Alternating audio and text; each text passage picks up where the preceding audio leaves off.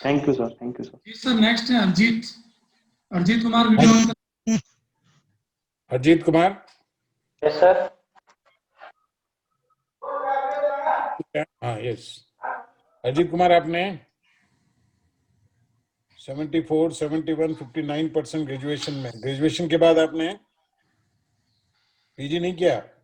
नहीं सर। तो बीएससी करके आपने छोड़ दिया? Yes sir. बायोलॉजी थी आपके, है ना? Yes sir. पीजी क्यों नहीं किया? सर जैसे ही मैंने बीएससी किया तो मुझे एक सेमिनार में जाने का मौका मिला था, जहाँ पर कुछ प्रतिष्ठित जो समाज के लोग थे, उन्होंने जो उस समय सिलेक्शन हुआ था उनका सिविल सर्विस में, उनसे इंटरेक्शन करने का मुझे मौका मिला था। तो वहां से मैंने एक जो एज ए करियर मुझे सिविल सेवा चुननी थी, तो जहाँ तक मेरे को ग्रेजुएशन की डिग्री चाहिए थी वो मेरी कंप्लीट हो चुकी थी। उससे पूरा मैं डेडिकेशन के साथ सिविल सर्विस में मैंने तैयारी करनी शुरू कर दी, इसलिए सर मैंने पीजी नहीं किया। चलिए कोई बात नहीं। लेकिन इस तरह आप अगर राजस्थान प्रशासनिक सेवा में आप चयनित हो जाते हैं और वहाँ आप कोई ऐसा कोई सेमिनार अटेंड करने को मिल जाता है और फिर आप अपनी विचारधारा चेंज करना चाहेंगे तो फिर कैसे होगा? नहीं सर, निश्चित तौर पर ये मैं नहीं करना चाहूंगा, क्योंकि जहां तक मेरा एक गोल था कि मैं एक अच्छा सिविल सर्वेंट बनूं, तो ये फिलहाल मेरा यही गोल है सर, और मैं इसको कंप्लीट करूँ। चलिए, आपसे अगर ये पूछा जाए तो क्या आप तर्क देंगे कि जितने भी पेट्रोलियम प्रोडक्ट्स हैं, क्या उन पर जो सरकार द्वारा सब्सिडी दी जाती है उसको हटा देना चाहिए? क्या जवाब देंगे?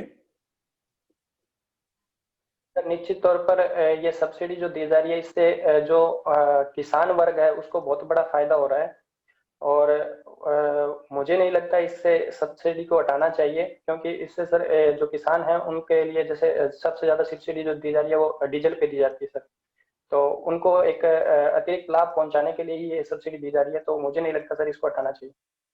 अच्छा, एक और आपको मैं स्टेटमेंट देता हूं कि राजस्थान में ऐसे जो सीनियर सेकेंडरी स्कूल है उनको बंद कर देना चाहिए जहां के विद्यार्थी 50% से भी कम पास होते हैं।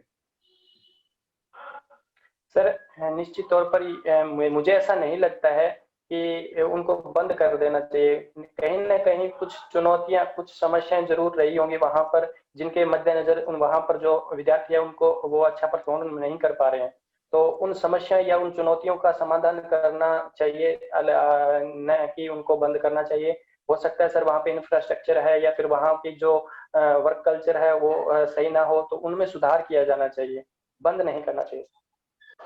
चलिए ठीक है, अब थोड़ा भारतीय इतिहास की जानकारी होगी आपको, मेन और फ्री में पढ़ा होगा, सर है ना? चंद्रगुप्त मौर्य,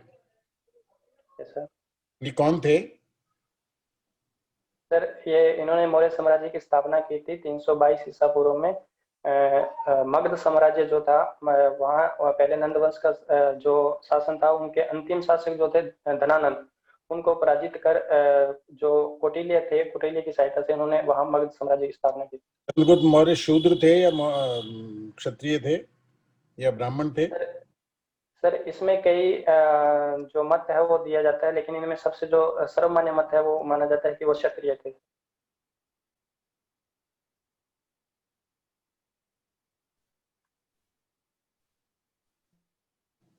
यस सर आवाज नहीं आ रही सर आपकी। क्या हो गया सर? आवाज नहीं आ रही आपकी। यस हाँ, मुझे तो आ रही है। अब आ रही है बोलिए। सर। हाँ जी सर, मैं सुन नहीं पाया सर आप। हाँ बोलिए ना। सर जो उनके बारे में कई सारे मत दिए जाते हैं, लेकिन उनमें सर्वमान्य मत सर जो माना जाता है वो क्षत्रिय का माना जाता है। अच्छा, ये कौन है जो चंद्रगुप्त मौर्य को क्षत्रिय सिद्ध करते हैं? एक तर्क विशेष रूप से दिया जाता है, वो क्या है? सॉरी सर, मैं रिकॉल नहीं कर पा रहा हूँ इसको। चलिए कोई बात नहीं, थोड़ा और पहले चले अगर, तो भारत में साम्राज्यों की स्थापना, साम्राज्यवादी युग की स्थापना कब हुई? सर जो महाजनपद काल था उस महाजनपद काल में 16 महाजनपद थे, उनमें से सबसे स्ट्रॉन्ग जो था वो मगध साम्राज्य था। वहां से मगध साम्राज्य से जो स्थापना हुई थी, वहीं से साम्राज्य काल की स्थापना। किसके समय हुई, किस वंश के समय? सर मैं एग्जैक्टली तो रिकॉल नहीं कर पा रहा हूँ, लेकिन शिशु नागवंश था शायद सर।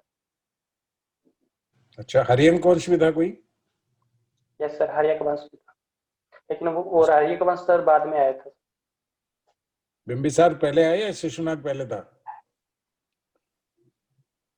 सर एग्जैक्टली मैं रिकॉल नहीं कर पा रहा हूँ। चलिए कोई बात नहीं। एक अपने यहाँ पर कुषाण वंश भी हुआ। Yes sir. कुषाण वंश के बारे में कहते हैं कि विदेश से आया था। Yes sir. कुषाण वंश के जो शक्तिशाली राजा थे उनका नाम बताइए।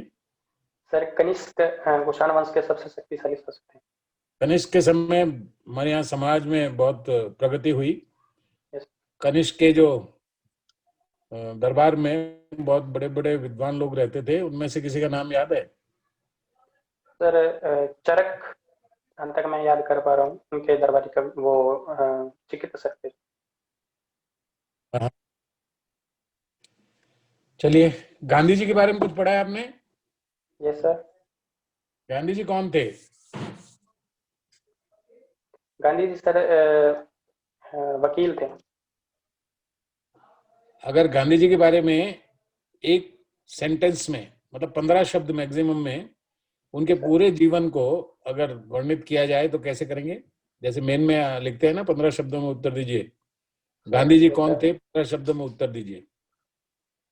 सर गांधी जी भारतीय स्वतंत्रता संग्राम के वो व्यक्ति थे जिन्होंने भारत को भारतीय स्वतंत्रता संग्राम को एक नई दिशा प्रदान की। तो ज्यादा हो गए शब्द, चलो कंसाइज में करना भी आना चाहिए ना। Yes sir. चलो, गांधी जी के बारे में और कुछ पूछा जाए आपसे? यस सर, पूछिए। गांधी जी अगर अफ्रीका नहीं जाते तो इतने बड़े आदमी नहीं बनते। आप सहमत हैं? मैं इससे सहमत नहीं हूँ सर। गांधी जी, निश्चित तौर पर गांधी जी को जो एक पहचान मिली थी सर, वो दक्षिण अफ्रीका में मिली थी। पर इसका ये मतलब नहीं है सर कि वो भारत में रहते तो उनको ये पहचान नहीं मिल पाती। तो भारत में रहकर भी उन्होंने ये जब आए थे तो 1900 पैंट और कोट पहनना छोड़ दिया और धोती, एक ही धोती के अंदर लपेट कर सामने नजर आए, ये कब से हुआ? सर ये मैं गैस कर सकता हूँ सर, वो एग्जैक्टली मेरे को सम्मेलन याद नहीं आ रहा है। वहां पर उनके एक ही जो अनुयायी थे उन्होंने कहा था कि सर जो खादी है वो महंगी पड़ती है। तो लगभग 1922 के लमसम की बात है सर ये। तब उन्होंने खुद भी आधे कपड़े में अचानक प्रकट हुए वो, और इसको देखना आप अच्छी तरह से। ये भारत में अंग्रेज पहली बार कब आए? सर पहली बार 1608 में आए थे। किसके दरबार में? सर ये जहांगीर के दरबार में। उससे पहले भी कोई अंग्रेज आया था क्या? अकबर के दरबार में कोई आया? सर हॉकिंस आए थे। गांधी जी के दरबार में तो बाद में आए। और अकबर के दरबार में एक यूरोपियन ज्वेलर भी था, गहने बनाने वाला, सोनी नहीं ध्यान? Sir yes. अच्छा अच्छा, चलिए धन्यवाद। Thank you sir. जी सर। हरजीत जी, आवाज आ रही है मेरी? यस सर, नमस्ते सर। जी नमस्ते। हरजीत जी, हॉबी क्या है आपकी? Sir pranayama, yoga. अच्छा, योगा और प्राणायाम करते हैं आप। Yes. क्या फायदे हैं योगा और प्राणायाम के? सर प्राणायाम से और योगा से सर मुझे एक ऊर्जा मिलती है, आंतरिक ऊर्जा, जिससे मेरा दिन जो है वो पूरा सकारात्मक रहता है। इसके साथ साथ सर जो मेरा एक कंसंट्रेशन पावर है वो बढ़ती है सर। इसके साथ साथ सर जो फिजिकल स्वास्थ्य या स्वास्थ्य की बात करूँ तो स्वास्थ्य भी मेरा इससे सही बनता है। और एक फिजिकली जो फिटनेस है और जो सकारात्मक भाव आता है सर इससे। योगा और प्राणायाम का क्या रिलेशन है आपस में? सर योग जो है वो एक दर्शन है सर, और प्राणायाम उसका एक सब पार्ट सर। प्राणायाम के अष्टांग अलावा योग में क्या क्या शामिल है योग में? सर इसमें जो अष्टांग योग है उसमें 8 चीजें शामिल होती है सर। यम, नियम, आसन, प्राणायाम, प्रत्याहार, ध्यान, धारणा और समाधि। योग कई तरह के होते हैं, ज्ञान योग, भक्ति योग, कर्म योग, हठ योग, थोड़ा इन सब के बारे में बताएंगे मुझे, क्या है ये? सर ज्ञान योग होता है जिसमें पुस्तकों के माध्यम से और जो शास्त्र आदि पढ़कर जो ज्ञान प्राप्त किया जाता है उसके माध्यम से अपनी अंतिम सिद्धि प्राप्त करना, इसको ज्ञान योग कहा जाता है सर।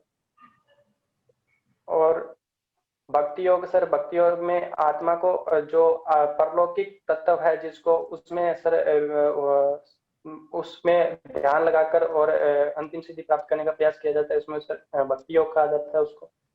सर हठ योग एक प्राचीन विद्या है जो नाग साधु वगैरह है वो प्रयोग में करते थे इसको, जिसमें सर आपने कहा जो जाता आप जी आप रोक रहा हूँ बीच में आपको, आपने जो योग के 8 मुझे ब्रांचेस बताए, यम या आसन या प्राणायाम, ये जो योग के प्रकार हैं ये किसमें आते हैं? ये सर अष्टांग योग है पतंजलि का, उनमें। पतंजलि के अष्टांग योग हैं ये? Yes sir. अच्छा अच्छा अच्छा। वर्तमान समय में योग को पॉपुलर किसने बनाया है, रामदेव ने कि शिल्पा शेट्टी ने? सर मुझे लगता है कि जो बाबा रामदेव है उन्होंने ज्यादा इसको प्रचलित बनाया, घर घर पहुंचाने का काम जो किया है सर उन्होंने। एक पावर योगा भी होता है कुछ? सॉरी सर, इसके बारे में मुझे नॉलेज। पावर योगा नहीं सुना आपने? बहुत पॉपुलर है ये तो, लेडीज के बीच में स्पेशली बहुत पॉपुलर है पावर योगा। शांति करो। नहीं सर, मैंने ध्यान नहीं दिया। अच्छा, आपने ध्यान नहीं दिया है इसके बारे में। Yes sir. चलिए, जो वर्तमान बीमारी चल रही है इससे निपटने में कैसे सहायक है योगा और प्राणायाम? सर वर्तमान बीमारी में अभी तक सर कोई वैक्सीन तो बनी नहीं है, लेकिन इसमें इस प्रकार से हेल्प कर सकता है कि योग और प्राणायाम से आपकी जो इम्यूनिटी सिस्टम है वो काफी स्ट्रांग हो सकता है, जिससे आपको ये बीमारी जिसमें एक मेन सर अभी जैसे इसके लिए यही प्रयास किए जा रहे हैं कि आपकी इम्यूनिटी सिस्टम स्ट्रांग हो, जिससे आपको ये बीमारी कम से कम लगे सर। तो मुझे लगता है कि सर इससे इम्यूनिटी सिस्टम को स्ट्रांग करने में ये हेल्प कर सकता है। ओके। न्यूज़पेपर पढ़ते होंगे आप? Yes sir. ये जो खाने वाले तेल है, खाद्य तेल, महंगाई बढ़ रही है उनमें बहुत ज्यादा, क्या कारण है इसके पीछे? सर ज्यादातर जो ये पाम ऑयल है सर, ये हम थाईलैंड, इंडोनेशिया इन देशों से हम आयात करते हैं सर। तो वर्तमान जैसे लॉकडाउन के चलते इनका जो आयात है वो कम हो रहा है सर, और इसकी जो मांग है जैसे हमने जैसे सर जो अनलॉक प्रक्रिया अपनाई है जिसमें हमारी जो रेडी वगैरह है जो ये इनका जो काम है ये शुरू हो चुका है, तो डिमांड बढ़ने की वजह से सर इनकी जो प्राइस रेट है वो बढ़ रहा है। कैसे ठीक होगी ये समस्या? सर मुझे लगता है कि इसके लिए सर हमें अल्टरनेट भी देखना चाहिए, और इसके साथ साथ सर जो आयात है उस आयात को जैसे ये अनलॉक होगा सर, तो मुझे लगता है कि ये समस्या सॉल्व हो जाएगी। भारत तो खाद्य तेलों में आत्मनिर्भर होने का कोशिश कर रहा है, तो ये पॉलिसी कहाँ तक ठीक है? सर निश्चित तौर पर हम हर क्षेत्र में इन आत्मनिर्भर बनने के प्रयास कर रहे हैं, तो इस क्षेत्र में भी हमें आत्मनिर्भरता जरूरी है, क्योंकि सर हमें अधिकांश जो पाम ऑयल है जो जो सर एक तरीके से हानिकारक भी है स्वास्थ्य के लिए, तो उसको अल्टरनेट के रूप में हम सरसों का या फिर तारामीरा ये जैसे तेल का हम प्रयोग करेंगे तो ये हमारे लिए बेहतर होगा, स्वास्थ्य के लिए भी बेहतर होगा, जिसके लिए हम 150 रुपए लीटर है, पाम ऑयल तो सस्ता मिल जाता है, 80-90-100 रुपए लीटर मिल जाता है, सरसों का तेल कहाँ यूज कर पाएंगे, वो तो और महंगा है। सर निश्चित तौर पर महंगा है, लेकिन स्वास्थ्य के मद्देनजर से देखा जाए तो हमें इसको बायकॉट करना चाहिए। अच्छा अच्छा। चलिए, थोड़ा भारत की विदेश नीति के बारे में क्या कहना है आपका, वर्तमान समय में भारत की विदेश नीति? सर भारत की विदेश नीति, वर्तमान विदेश नीति के बारे में मैं यही कहना चाहूंगा कि सर सही दिशा में हम जो हमारे हित है उनके मद्देनजर हमारा जो विदेश नीति है वो संचालित की जा रही है। नहीं, वर्तमान सरकार के ऊपर तो आरोप लग रहे हैं कि पर्सनल रिलेशन बनाते हैं हमारे प्रधानमंत्री, देशों के साथ संबंध नहीं बनाते, व्यक्तियों के साथ पर्सनल रिलेशन बनाने में लगे रहते हैं। सर मुझे ऐसा नहीं लगता है कि पर्सनल रिलेशन बनाने कहीं ना कहीं एक आत्मिक जुड़ाव भी होना चाहिए दूसरे देश के लीडरों के साथ, जिससे हमारे हित जो है वो आसानी से हम उनके सामने रख सकें और हमारी जो हित है उनको मद्देनजर रखते ही हम ऐसे पॉलिसीज निर्माण करते हैं। अच्छा अच्छा, चलिए, हमारे संविधान में कितने मूल कर्तव्य हैं? सर मूल कर्तव्य 11 हैं सर। 11 है। Yes sir. पहले तो शायद 10 थे। ये सर 10 थे, बाद में 86वें संविधान संशोधन के द्वारा 2002 में एक 11वां जो मूल कर्तव्य वो जोड़ा गया। क्या था ये 11वां मूल कर्तव्य? ये जो 6 से लेकर 18 वर्ष के जो बच्चे हैं उनके अभिभावकों का यह कर्तव्य बनता है कि वो उनके बच्चों को स्कूल भेजे सर, उनको बुनियादी शिक्षा उपलब्ध करवाए। 14? ये सर 6 से 18 या 6 से 14? सर पहले 6 से 14 था, लेकिन वर्तमान जो नई शिक्षा नीति आई है उसमें जो ये बढ़ाकर 6 से 18 कर दिया, लेकिन संविधान में अभी इसका संशोधन नहीं किया गया। तो संविधान में तो 6 से 14 ही है ना अभी? Yes sir. जी। 86वें संविधान संशोधन के द्वारा और चेंज भी हुए थे हमारे संविधान में। सर एक अनुच्छेद 21 के जोड़ा गया था। उसमें क्या प्रावधान किया गया था? उसमें सर शिक्षा को 6 से 14 वर्ष के बच्चों को जो बुनियादी शिक्षा है उसको निःशुल्क उपलब्ध करवाने का अधिकार दिया गया था, उसको मौलिक अधिकार बनाया गया। डायरेक्टिव प्रिंसिपल्स में भी कुछ चेंज हुआ था? Yes sir. क्या? सर पहले 6 से 14 वर्ष के बच्चों के लिए ये प्रावधान अनुच्छेद 45 में था, वहां पर इसको हटाकर 0 से 6 वर्ष के बच्चों की जो बुनियादी शिक्षा है और उनके जो very good very good very good. Rajesh, वो चेंज किया गया था।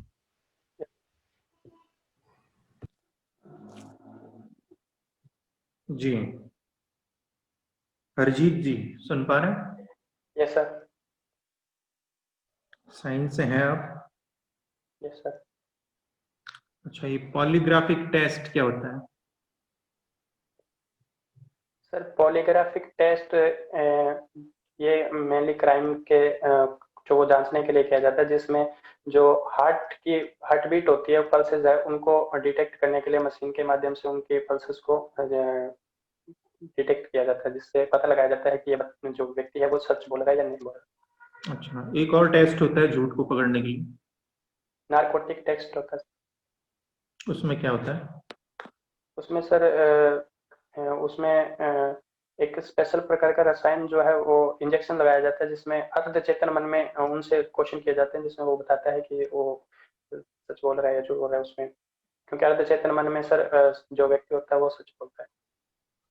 अच्छा, ये कभी VFX तकनीक, और मैं कहीं पढ़ रहा था, ये VFX तकनीक क्या होती है?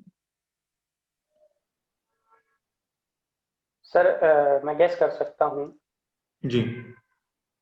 सर ये जो टेलीविजन जो मीडिया है, जो टेलीविजन जो सिनेमा होती है, सिनेमा में सर जो इफेक्ट दर्शाए जाते हैं जो एक्चुअली में परफॉर्म नहीं होते हैं, लेकिन कंप्यूटर के माध्यम से जो परफॉर्म दर्शाए जाते हैं उसको VFX टेक्निक कहा जाता है। अच्छा, MRI के बारे में जानते हैं आप?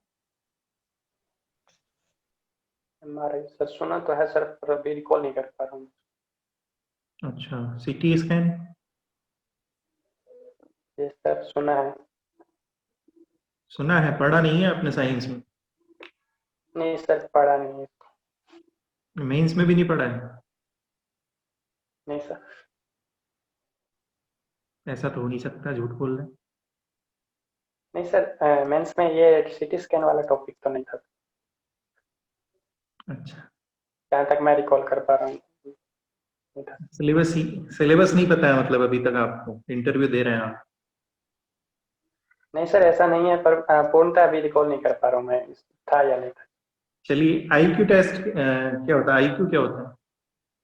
IQ सर इंटेलिजेंट कोएफिशिएंट होता है, जिसमें एक व्यक्ति की जो बुद्धिमत्ता है, तर्क संगतता है, वो जांची जाती है।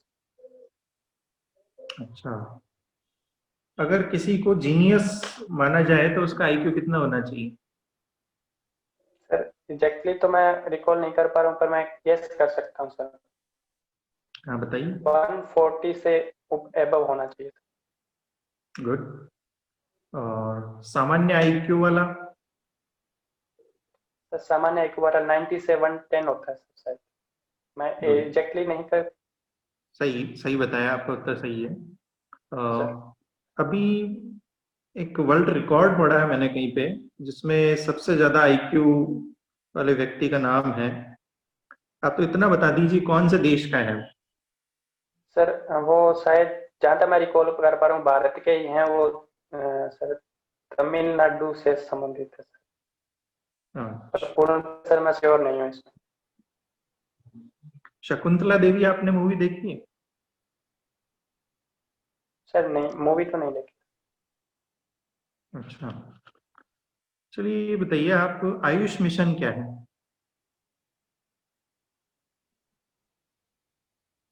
सर ये आयुर्वेद से संबंधित है, जो आयुष मंत्रालय है उसके द्वारा चलाया गया है। सर पूर्णतः मैं इसके बारे में रिकॉल नहीं कर पा। अच्छा, आज के न्यूज़पेपर में एक राज्य सरकार है, उसकी आलोचना हो रही है पुलिस अधिनियम में संशोधन को लेकर। जानकारी है आपको? सर ये वैसे कल की न्यूज थी, जिसमें केरल राज्य है उसने कुछ संशोधन किया है सर पुलिस अधिनियम में। क्या संशोधन किया है, बता पाएंगे कुछ? सर अभी रिकॉल नहीं कर पा रहा हूँ। चलिए मैं बता देता हूँ। उन्होंने ये भी प्रावधान किया है इसमें कि इंटरनेट मीडिया पर कथित आक्रामक पोस्ट के लिए 5 साल की सजा। Yes sir, yes sir. आपका व्यक्तिगत मत क्या है?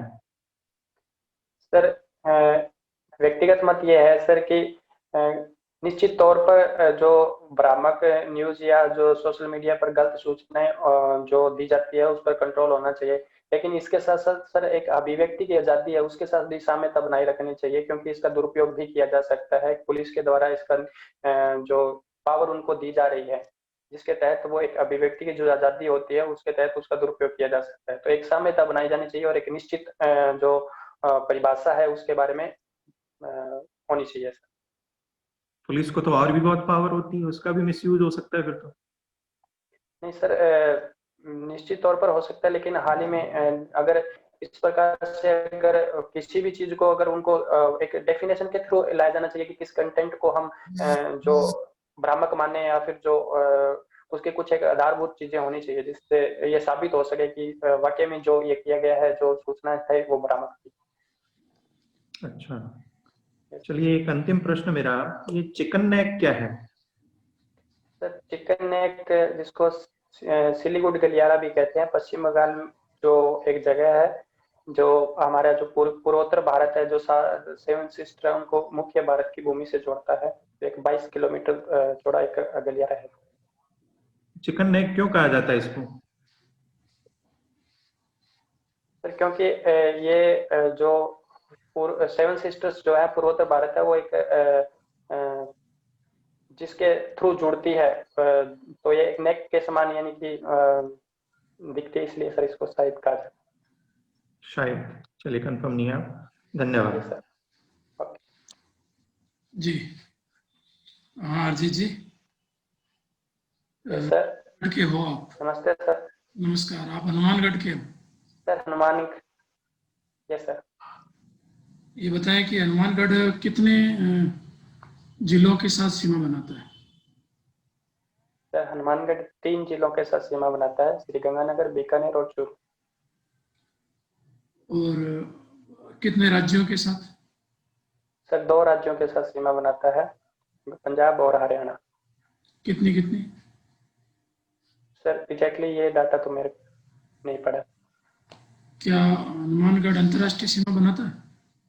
नहीं सर, हनुमानगढ़ अंतर्राष्ट्रीय सीमा नहीं। अच्छा, इसकी स्थापना किसने की थी? सर इसका प्राचीन नाम बटनेर था, जो बटनेर दुर्ग की स्थापना जो की थी भूपत सिंह भाटी ने की थी 285 ईस्वी। और हनुमानगढ़ नाम कब से हुआ? सर हनुमानगढ़ नाम इसका 1805 में जब बीकानेर के महाराजा सूरत सिंह ने इसको मंगलवार के दिन जीता था, तो क्योंकि मंगलवार हनुमान जी का वार माना जाता है, तो तब से इसका नाम जो है हनुमानगढ़ पड़ गया। तो बटनेर पर तैमूर ने कब आक्रमण किया था? सर 1398 ईस्वी में तैमूर लंग ने आक्रमण किया। कौन था शासक? सर उस समय दिल्ली पे जो शासन थे वो तो मोहम्मद बिन तुगलक थे, लेकिन जो दुल्ले राय भट्टी जो थे वो बटनेर के शासक। ओके। अच्छा, ये वास्तुकार कौन था बटनेर दुर्ग का? के सर नाम से कोई व्यक्ति थे जो इसके वास्तुकार। ओके। एक व्यक्ति का नाम आता है अमलानंद घोष, यस सर। कौन है? सर ये भारत के जो कालीबंगा की जो खोज की थी 1953 में, सॉरी 1952 में, और जो अमलानंद घोष ने की थी। कालीबंगा का उत्खनन किसने करवाया था? सर उत्खनन बीबी लाल और बीके थापर ने करवाया था। ये बडोपल स्थान आता है आपके यहाँ, बडोपल? Yes sir. क्या है? सर बड़ोपल मुख्यतः एक पक्षी विहार है जो जिसको प्रस्तावित भी है सर, वो एक पक्षी संरक्षण केंद्र के रूप में उसको प्रस्तावित किया गया है। ये प्राचीन सभ्यता भी है क्या? सॉरी सर, प्राचीन सभ्यता तो नहीं है। ओके। और करणपुरा? करणपुरा मैं नहीं जानता के बारे में। रंगमहल? रंगमहल सर हनुमानगढ़ में। क्या है? सर ये भी एक प्राचीन सभ्यता है जिसकी जो खोज की गई थी हनारीड एक स्वीडिश दल के द्वारा की गई थी, और ये इससे कनिष्क के 105 सिक्के प्राप्त हुए हैं। इसके साथ साथ गुरु शिष्य की मूर्तियां प्राप्त हुई है और कुछ अमृत भांड जैसे चीजें वहां से प्राप्त हुई। टेसिटोरी का कोई संबंध है क्या हनुमानगढ़ से? सॉरी सर, इसके बारे में नॉलेज नहीं। ओके। और पीलीबंगा के बारे में बताइए। सर पीलीबंगा जिसका शाब्दिक अर्थ होता है पीली चूड़ियां, ये भी एक सर सभ्यता रही है जहाँ से एक हड़प्पा कालीन एक कुआं मिला है जिसके आधार पर इसको कहा जाता है कि एक प्राचीन सभ्यता रही है। ओके जी। उपाध्याय सर।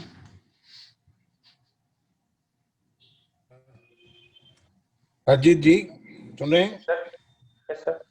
आपका इतिहास का ज्ञान आपका अच्छा है, क्षेत्रीय ज्ञान भी आपका ठीक है, लेकिन अभी गांधी जी के बारे में आपको थोड़ा पढ़ना पड़ेगा। Yes sir. ऐसे ही योग के बारे में आपने कुछ सवाल बहुत अच्छे बताए, लेकिन हठ योग और ज्ञान योग और इसको आप डिफरेंशिएट नहीं कर पाए, स्पष्ट नहीं कर पाए। थोड़ा हर प्रश्न पूछा जाता है, उसके प्रश्न के शब्दों को आप रिपीट करते हैं, उसके बाद अपना उत्तर शुरू करते हैं। तो प्रश्न के जैसे गांधी जी कौन थे, तो गांधी जी, तो उसके बाद में आप उत्तर देंगे, तो आपको प्रश्न के शब्द रिपीट नहीं करने हैं। क्षेत्रीय ज्ञान का ठीक है, पर्सनालिटी आपकी अच्छी है, पॉजिटिविटी थोड़ी कम है, चेहरे पे उत्साह नहीं है, स्माइल नहीं है, तो इसको ठीक करिए आप। बाकी आपका बहुत अच्छा परफॉर्मेंस है, बहुत अच्छा परफॉर्मेंस है, 85 प्लस आप सेलेक्ट होंगे। थोड़ा सा आप चेहरे पे सकारात्मकता लाएं। धन्यवाद।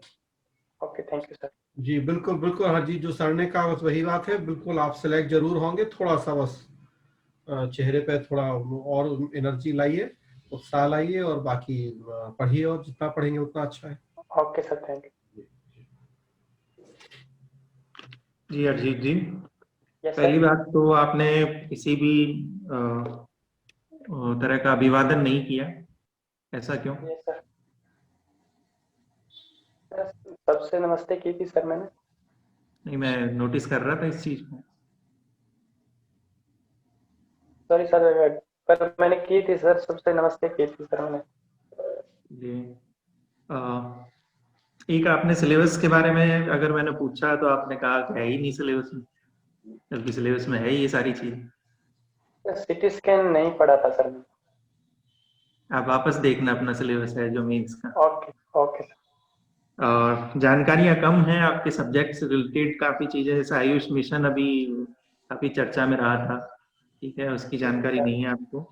और बाकी करंट अफेयर से जुड़े हुए प्रश्न आपके उत्तर सही थे। पॉलीग्राफिक टेस्ट, नार्कोटिक टेस्ट, ये ठीक था। आईक्यू क्या होता है, जीनियस का, सामान्य, ये सब आपको अच्छी जानकारी है, लेकिन अपने विषय से जुड़ी हुई जानकारी जरूर बढ़ाएं आप, ठीक है। ओके, बाकी अच्छा आपका प्रदर्शन, शुभकामनाएं।